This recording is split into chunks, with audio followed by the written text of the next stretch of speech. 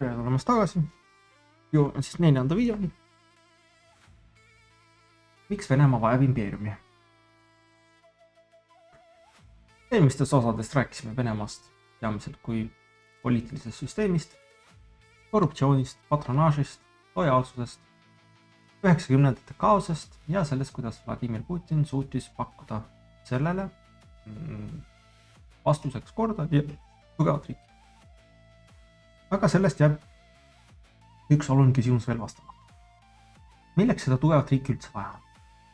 Miks peab Venemaa olema suur riik? Miks on territoorium nii oluline? Miks tekitab endiste impeeriumide osade liikumine Moskvast eemale nii tugevaid reaktsioone? Ja miks võivad Eesti, Poola, Ukraina või Gruusia näha oma ajalugu Venemaaga täiesti teisiti kui Venemaa ise? Selle mõistmiseks peame rääkima mitte ainult Putinist, vaid palju vanemast probleemist. Venemaa identiteet on sajandeid olnud väga tihedalt seotud impeeriumi ja riigi suurusega. See ei tähenda, et iga venelane ärkab üles sooviga naaberriiki vallutada. Tähendab midagi palju huvitavat. Venemaa puhul on olnud ajalooliselt raske tõmmata selget piiri küsimuste vahele. Kus lõpeb Vene riik, kus algab Vene rahvas ja kus lõpeb Venemaa loomulik mõjusfäär. Ja kui need piirid muutuvad häguseks, muutuvad ka naaberriikide iseseisvad valikud palju keerulistemaks küsimusteks. Venemaa kui riik või Venemaa kui impeerium. Paljud Euroopa rahvusriigid ehitasid oma kaasaegse identiteedi vähemalt ideaalis kodakondsuse, keele, kultuuril ja kindlate riigipiiride ümber. Venemaa ajalugu kujunes teist. Moskva suurvürtsi riigist kasvas sajandite jooksul riik, mis laienes järjest uutele territooriumitele. Volga äärde, Siberisse, Kaukasesse, Baltikumi, Poola ja Kesk-Aasiasse. Lõpuks tekkis tohutu mandriimpeerium, kus ei olnud isegi väga lihtne öelda, kus asub klassikalises mõttes emamaa, kus asub Poloonia. Briti impeeriumi puhul oli vähemalt geograafiliselt üsna lihtne aru saada, et India ei ole Inglismaa. Venemaa puhul läks üks territoorium lihtsalt teiseks üle. Sõidad Moskvast ida poole ja mingil hetkel oled aladel, mis allutati teistelt rahvastelt, aga kaardil ei ole ookeani, mis ütleks, et siit algab impeerium. Ehk siis piirid on sassis. See muudab ajaloolise mälu väga erinevaks. Kui impeerium ja riik on kaardil nagu üks pidev tervik, on palju lihtsam hakata käsitlema sajandite jooksul vallutatud alasi lihtsalt kui Venemaa. Mitte kui endisi koloonia. Mitte kui allutatud rahvaste territooriumi. Lihtsalt Venemaa. Ja siin tuleb teine oluline element. Venemaa poliitilises kultuuris on territooriumi suurus väga tugevalt seotud suurriigi staatusega. Vaadake lihtsalt kaarti. Venemaa ulatub Euroopast Vaikse ookeani. 11 ajavööndit, maailma suurim riik. See on objektiivne geograafiline fakt. Aga faktist saab väga lihtsalt ka poliitiline väärtus. Kui riik on nii suur, et peab, nii suur kui ta on, siis ta peab olema oluline. Kui ta on oluline, siis peab tema häälel olema rohkem kaalu. Ja kui ta on suurik, siis peaksid väiksemad riigid tema ümber sellega arvestama. Siin jõuame ühe huvitava ideeni, et autoritaarses ühiskonnas, kus tavalisel kodanikul on vähem poliitilist mõju, võib riigi suurus pakkuda teatavat sümboolset kompensatsiooni. Mina ise võib-olla ei otsusta eriti midagi, aga meie otsustame maailmas palju. Minu hääl ei pruugi muuta valitsust, aga minu riiki kardetakse. Minu majanduslik olukord ei pruugi olla suurepärane, aga ma kuulun suurriiki. See ei ole väide, et kõik venelased mõtlevad niimoodi. Seda ei saa ühe rahva kohta nii üldistada, aga poliitiliselt on selline narratiiv väga kasulik. Riigi võimsusest saab osaliselt kodaniku enda staatuse pikendus. Hiina puhul on hea näide näiteks, et ta on suur riik ning ta on väga vana riik. Seega nad on nii-öelda palju paremad kui kõik teised barbarid, kelle ajalugu ulatub kõigest paarisaja aastani. Nemad on 3000 aastat olnud nii-öelda riigina. Küll killustatud riigina, aga vahet ole. Kultuurina on nad nii kaua elanud. Ja see on väga uhke tunne. Aga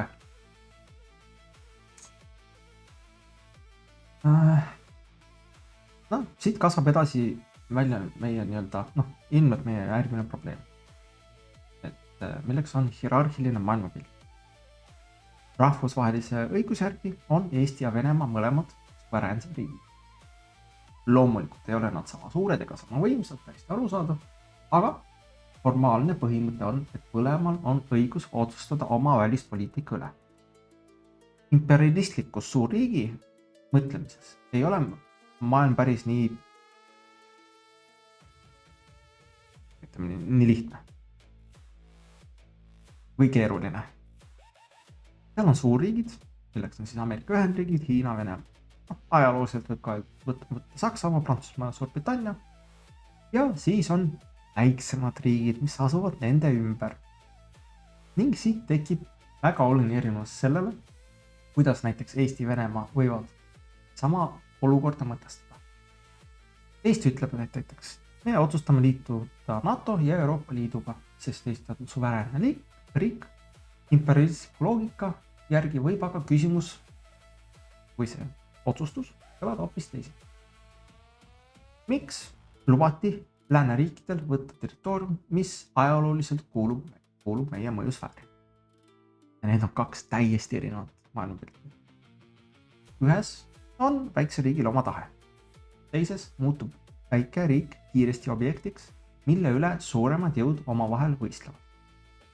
Ja kui vaadata Putini enda tekste Ukraina kohta, näeme seda probleemi üsna selgelt. 21. aastal kirjutas Putin venelastele ja ukrainlastele ajaloolisest ühtsusest ning ütles hiljem oma artiklit selgitades, et venelased ja ukrainlased moodustavad tema hinnangul ühise terviku. Ta kirjeldas ka Ukraina Venemaast eemaldumist kui osana Venemaa vastasest projektist. See on väga oluline. Kui sa usud, et tegemist ei ole päriselt kahe eraldiseisva poliitilise rahvaga, muutub Ukraina iseseisev valik palju raskemini aktsepteeritavaks. Impeerium ei nimeta ennast tavaliselt vallutajaks ja siin jõuame ühe kõige olulisema mõtteni kogu selles videos. Et impeeriumid ei ehita oma identiteeti tavaliselt lause ümber või mõtte ümber või idee ümber, et me vallutasime teid, sest me olime tugevad. See ei ole eriti meeldiv rahvuslik enesekuvand. Palju ilusam lugu on näiteks, et me tõime teile korra, tõime teile hariduse, me ehitasime teid ülesse, kuidas Eestisse suhtutakse näiteks. Me kaitsesime teid Natsi-Saksamaa vastu. Me tõime teile tsivilisatsiooni. See on ida suunas. Venemaa puhul võib selle narratiiv väga tuttav versioon kokku võtta ühe lausega. Et me ju ehitasime teile tehaseid. Eestis ja teistes endistes nõukogude kontrolli all olnud riikides kõlab see argument aeg-ajalt siiani. Probleem seisneb selles, et kaks ühiskonda võivad sama asja täiesti erinevalt mäletada. Ühe poole narratiiv on, et me industrialiseerimise teid. Teise poole narratiiv on, et te okupeerisite meid. Ühel poolel on narratiiv, et me vabastasime teid natsismist. Teise poole narratiiv on, narratiiv on see, et üks okupatsioon asendus teise. Jälle, ühel pool on see, et me lõime ühise riigi ja teisel pool on see, et me kaotasime oma riigi iseseisvuse. Ja kui inimene on kogu elu kuulnud ainult esimest versiooni, võib teise poole reaktsioon talle päriselt arusaamatuks jääda. Miks nad vihkavad meid? Miks nad monumente maha võtavad? Miks nad tahavad NATOsse? Miks nad ei ole tänulikud meile? Nende ajalooline lugu algab teisest kohast. Seda ka nägime selles, et kui toimus see sõja esimene etapp. Vene ohvitserid ütlesid siis sõduritele, et nad tooksid selle paraadvormi endaga kaasa, kui nad lähevad Kiievit vabastama. Ehk siis neil oli reaalselt arusaam, et nemad on vabastajad, nemad lähevad korda tooma ja nii-öelda nemad on head inimesed.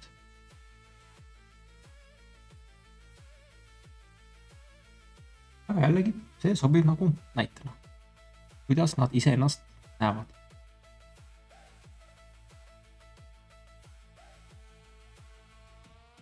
Pärast Nõukogude Liidu lagunemist tekkis Venemaal korraks võimalus neid nagu küsimusi palju avatamalt arutada. Perestroika ajal ja 90-ndal avati arhiive, avalikkuses räägiti stalinistlikest repressioonidest ning hakati mälestama riikliku terrori ohvreid. Seega ei ole õige öelda, et Venemaa pole kunagi oma ajalooga kriitiliselt tegev. On küll. Probleem on selles, et protsess jäi pooleli ja hiljem hakkas riiklik ajaloo ajaloo narratiiv liikuma teises suunas. Võib mälestada ohvrid, aga palju ebamugavam küsimus on, kes olid kuritegude toimepanijad, kes andsid käsu, millised institutsioonid neid ellu viisid ja mida tähendab see tänapäeva riigi jaoks, kui ta samal ajal kuulutab end tolle riigi ajalooliseks pärijaks. Saksamaa sõjajärgne identiteet ehitati vähemalt osaliselt põhimõttel, et varasema režiimi kuritegudega tuleb väga otseselt arvet klaarida. Venemaal tekkis teistsugune probleem. Nõukogude Liitu ei saanud täielikult hukka mõista, sest samast riigist pärines ka üks Venemaa tänapäevase identiteedi kõige tugevamaid aluseid, milleks on võit teises maailmasõjas. Siin jõuame Venemaa nii-öelda keskse müüdi juurde. Suur isamaa sõda. Teine maailmasõda tähendas nagu Nõukogude Liidule katastroofilisi inimkaotusi. Miljonite venelaste jaoks ei ole sõjamälu lihtsalt riiklik propaganda, see on perekondlik ajalugu. Ehk siis jah, teine maailmasõda on nagu perekondlik ajalugu, kes sellega kokku puutusid, on vanavanemad, langenud sugulased, Leningradi blokaad oli väga raske asi, evokatsioon, nälg. Seetõttu oleks jällegi liiga lihtne öelda, et Kreml lihtsalt leiutas mingi võidukultuse. Ta ei leiutanud seda. Ta sai enda käsutusse juba väga tugeva kollektiivse mälestuse ja hakkas seda poliitiliselt kasutama. Akadeemilised uuringud näitavad, et teise maailmasõja ehk Vene ametlikus terminoloogias suure isamasõja mälu on muutunud Putini ajal üheks oluliseks Venemaa identiteedi ühendavaks ajalooliseks narratiiviks. Samal ajal on riik järjest enam sidunud õige ajaloomälu, patriotismi ja tänapäevase poliitika toetamise. 21. aasta Venemaa riiklikus julgeolekustrateegias on ajaloolise mälu ja ajaloolise tõe kaitsmine lausa riikliku julgeoleku eesmärkide hulgas. Samas dokumendis räägitakse ka Vene, Valgevene ja Ukraina rahva vennalike sidemete tugevdamisest. Ajalugu ei ole siin enam lihtsalt ajalugu, see on juba julgeoleku.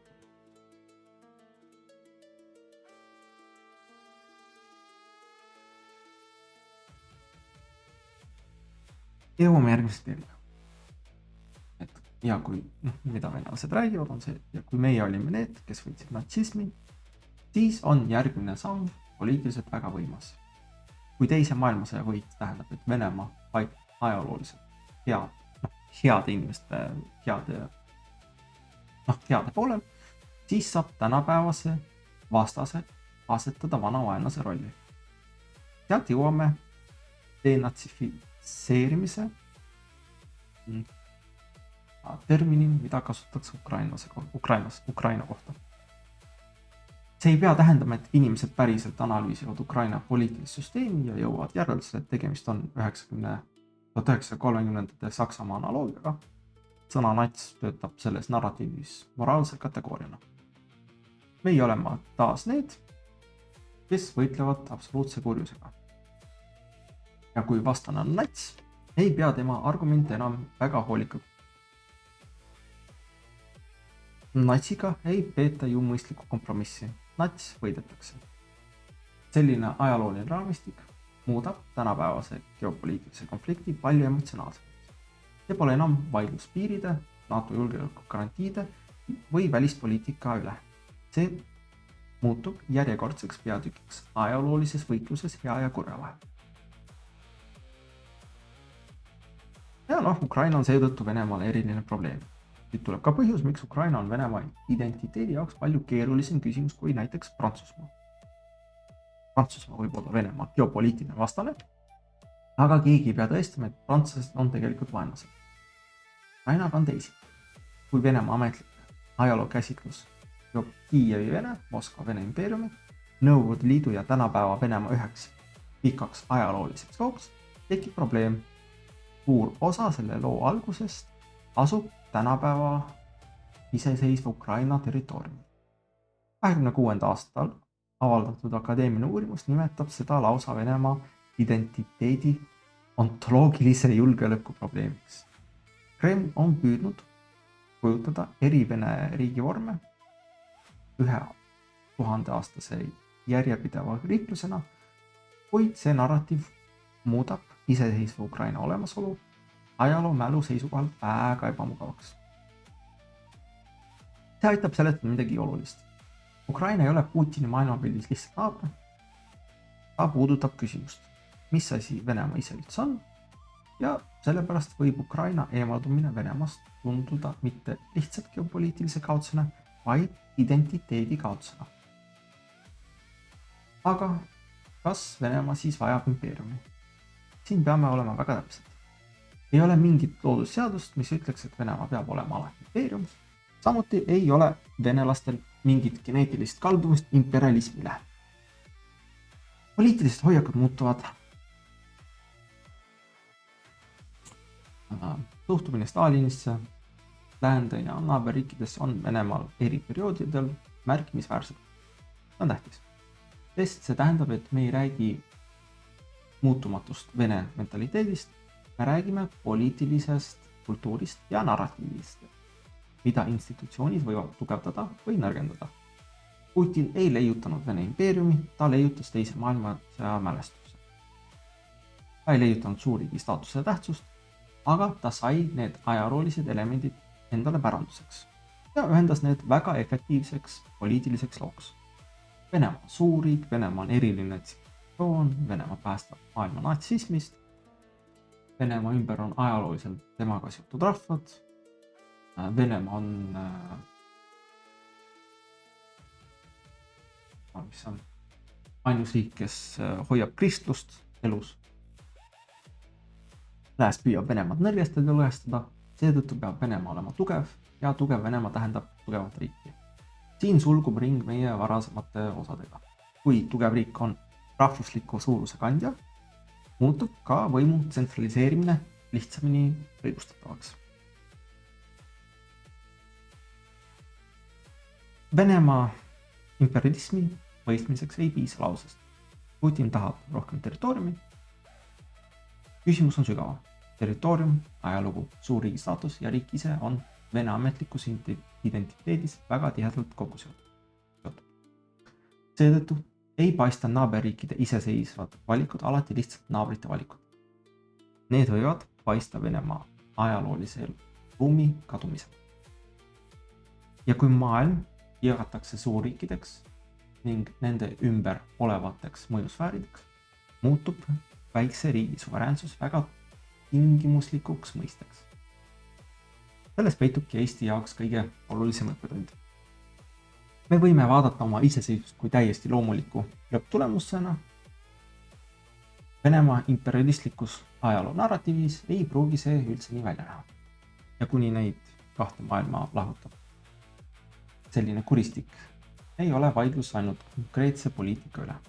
Vaidlus käib selle üle, kellel üldse on õigus otsustada väiksemate riikide tuleviku üle. Aga siit tekib järgmine küsimus. Kui imperialistlik identiteet aitab seletada, miks Venemaa tahab olla suurik, siis kas territoriaalse kontrolli taga on ainult ideoloogia? Või tekitab Venemaa geograafia tõesti julgeolekuprobleeme, mis panevad Moskvat otsima puhverriike ja mõjusfääre? Ja seda vaatame järgmises osas. Miks Venemaa tahab enda ümber puhverriike? Jätke meelde, lapsed, te väärite seda valitsust, mis teil on.